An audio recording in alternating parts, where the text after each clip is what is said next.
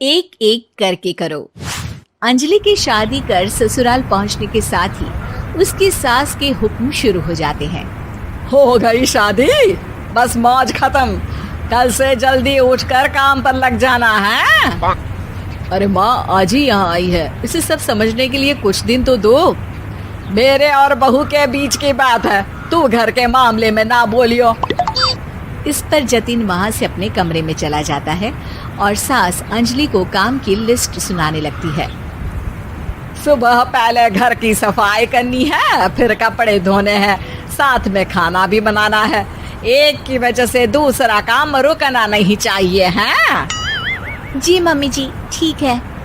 ये कहकर अंजलि अपने कमरे में चली जाती है। अंजलि, मम्मी हमेशा बोलती थी बहू आएगी तो उनका काम हल्का होगा, पर मुझे नहीं पता था कि वो काम हल्का करने की जगह टाल ही देंगी। कुछ नहीं होता, ये सब मैं अपने घर में भी तो करती थी, मुझे आदत है, कोई दिक्कत नहीं होगी। ठीक है, पर अगर कुछ हो तो बता देना। दोनों सो जाते हैं और अगली सुबह से अंजलि जल्दी उठ के सास के बताए कामों में जुट जाती है, जिसमें वो जैसे ही कपड़े धोने लगती है तो सास वहाँ आ जाती है। अरे सुनो, ये कपड़े ऐसे नहीं धुलेंगे, सबको डिवाइड कर फिर एक एक करके अलग अलग धोने हैं। क्या एक एक कपड़ा अलग करके? एक बार में सुनाई नहीं देता क्या? वही बोला है मैंने, लग जाओ काम पर हैं? सास की बात मानते हुए अंजलि एक एक करके कपड़े धोना शुरू करती है, जिसे करते हुए आधा दिन बीत जाता है।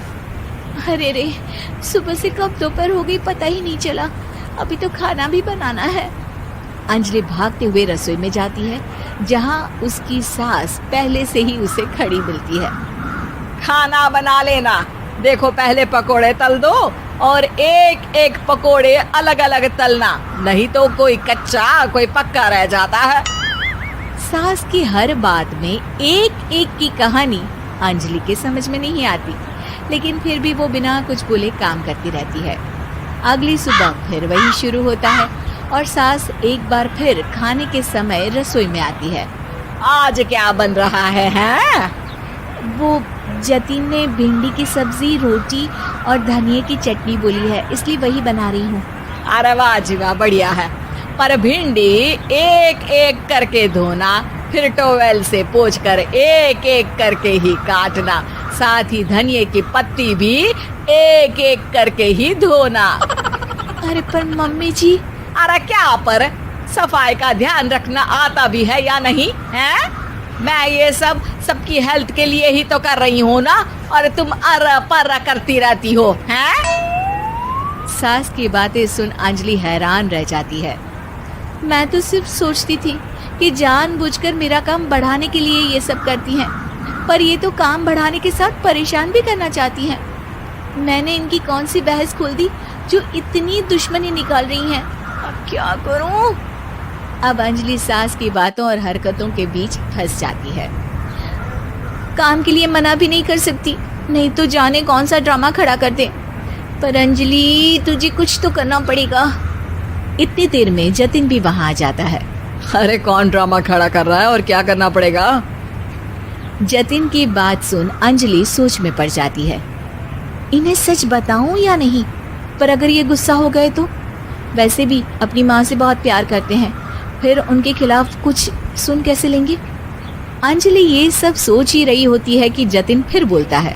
अरे क्या हुआ, कहाँ खो गई? अरे नहीं कुछ नहीं, वो मैं टीवी सीरियल के बारे में सोच रही थी। यहाँ और कौन ड्रामा करेगा? अरे तुम भी ना, चलो मैं चलता हूँ।